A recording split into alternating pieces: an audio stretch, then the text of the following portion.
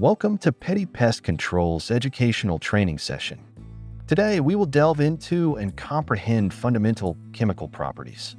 As pest control professionals in the industry, you are responsible for understanding the reactions, mechanisms, and optimal deployment strategies of the various chemicals used in both routine and complex pest control applications for our clients.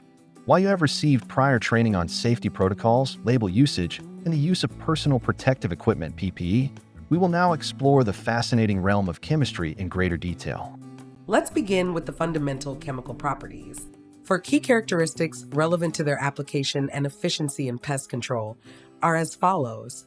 1. Residual. 2. Non-residual. 3. Repellent. And 4.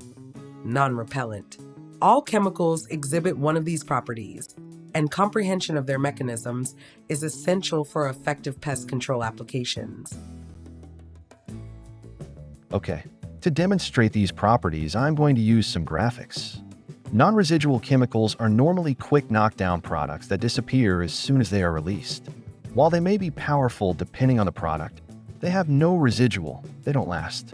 On the other hand, residual products have staying power. Not only can they be powerful, they have staying power and can have a significant chemical life after application. Let me give you a graphic you won't be able to forget regarding these properties. Let's say some rude person passes gas in a crowded room. While the odor is obnoxious and leads to immediate evacuation of the room due to the foul odor, people can return to the room once the air clears. There is no residual smell.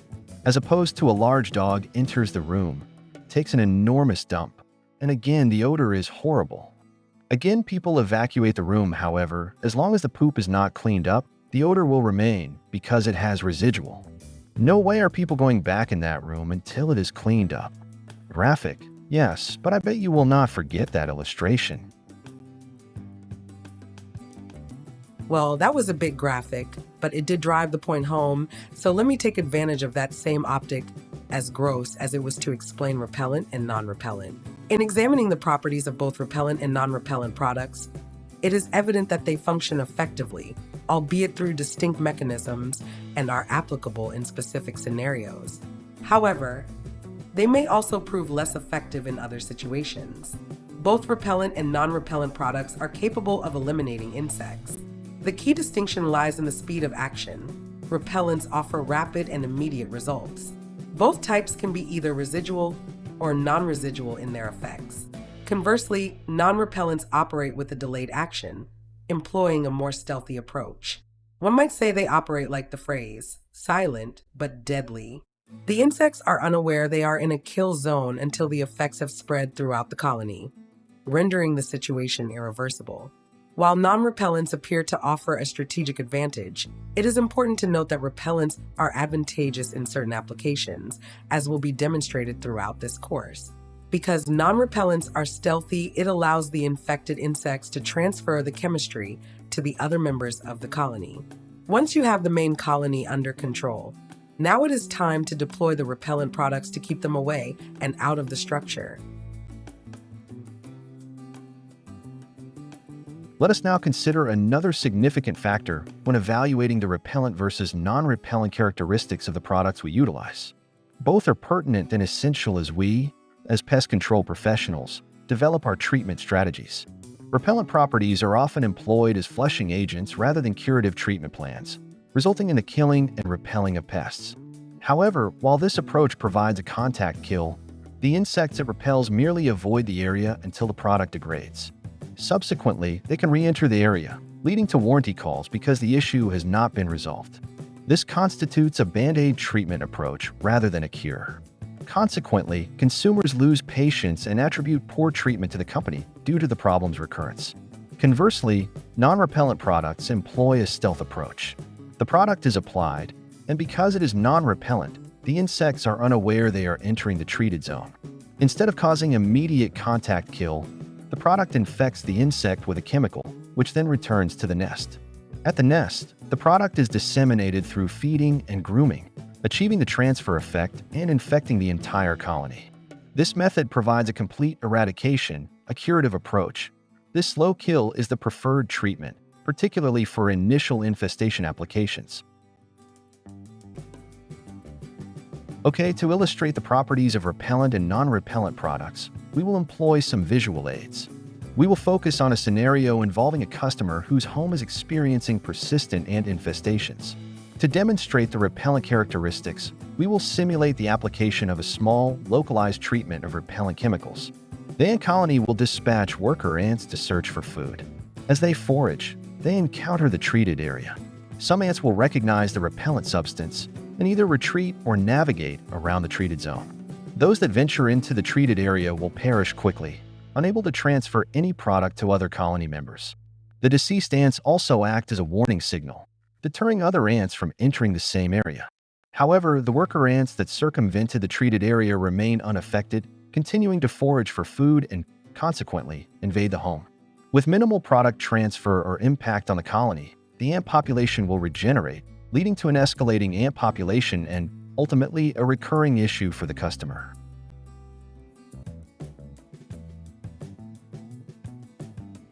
Conversely, consider the same residence and problem, but this time, employ a non-repellent product for the initial treatment.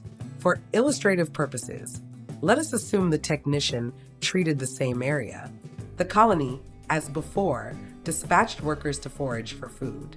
This time, they traverse the treated area without awareness. Continuing their foraging, the workers return to the nest, unknowingly carrying the infection. They disseminated the chemical to their colony members through grooming and feeding, and also to other colonies as workers from different nests interacted. The cumulative effect impacts not only the workers and the primary nest site, but also workers from other colonies that cross paths. This results in a significant impact on the ant population in the area without them being aware of the infection. Because this is not an immediate kill method, it is essential to inform the consumer that they will still observe ants, as their activity is crucial for product dissemination. They should be instructed not to interfere with this process by using over-the-counter sprays or cleaning the treated areas. Allow the ants to facilitate the treatment. That was an excellent explanation regarding the initial treatment for ants, using non-repellent products as an example. Now, let us examine the efficacy of repellents.